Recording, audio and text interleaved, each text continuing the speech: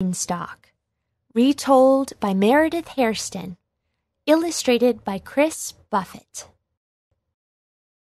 Once upon a time, a long time ago, there lived a mother and her son, Jack. One day, Jack's mother realized that they needed to sell their cow for money to buy food. So, she sent Jack and their cow off to the market. On his way, Jack came across an old man who told him he had magic beans for sale. Jack asked the man, "What makes your beans magical?" The old man told him that if he planted the seeds, they would bring him great fortune.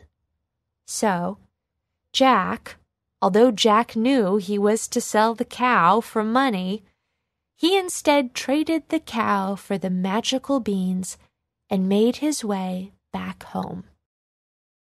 When he returned, he told his mother about the old man and the magical beans. Jack's mother was not happy. She did not believe that silly beans could bring anyone great fortune. Jack felt bad because his mother was unhappy, but he still believed the beans would grow him the money they needed. That night, Jack planted the beans behind their house and went to bed. The next morning, when he and his mother awoke, they looked out their window to see the tallest stalk that ever was. They looked up, and the big stalk was growing into the sky. "I wonder where it goes," Jack asked his mother. "I think I will climb up and see." Jack's mother wished him not to go, but Jack was certain there was something wonderful at the top, so he began to climb. He climbed up and up until he reached the sky. At the top of the stalk, Jack came to a wonderful land full of beautiful gardens and lush forest. As he looked ahead through the gardens and woods, Jack saw a magical castle. Just as he was making his way towards the magnificent palace, a small fairy appeared. The fairy approached him and said, "Welcome, Jack, to your new home." "My new home?" asked Jack. "Why, yes, this castle has been here for you since you were a little boy. There's just one problem," explained the fairy. "What's that?" asked Jack. "There's an ogre who took over the castle, and he believes that it is his to keep. You will have to convince him that it belongs to you in order to have the great fortune you seek." Jack thanked the fairy for her help and made his way to the castle. When he arrived, the giant ogre's wife greeted him. Jack kindly asked her if he might come in and see the great ogre.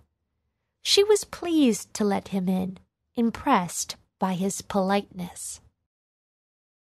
Jack spied the giant through a crack in the living room door, and what he saw amazed him. The ogre had a hen that laid golden eggs, bags and bags of beautiful coins, and a harp that made sweet songs when he told it to play. Jack knew that it would not be easy to persuade the giant ogre to leave this great fortune, so he had to think of a plan.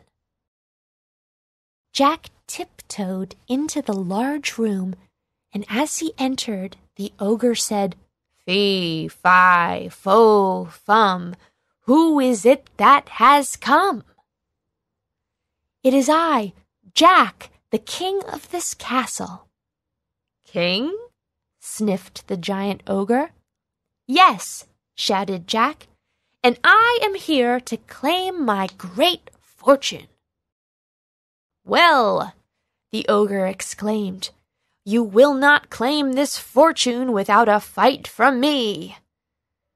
"I do not plan to fight you, ogre," said Jack. "I plan to help you." "How can a small boy help a great giant like me?" "I will let you have all the food and fortune you desire without any work in return, as long as you let me and my mother reclaim what is ours." "Life without work sounds like a dream," said the ogre. "It's a deal." So Jack went back down the beanstalk to find his mother. When he told her of the fortune he had found and the castle that was theirs, she cried for joy.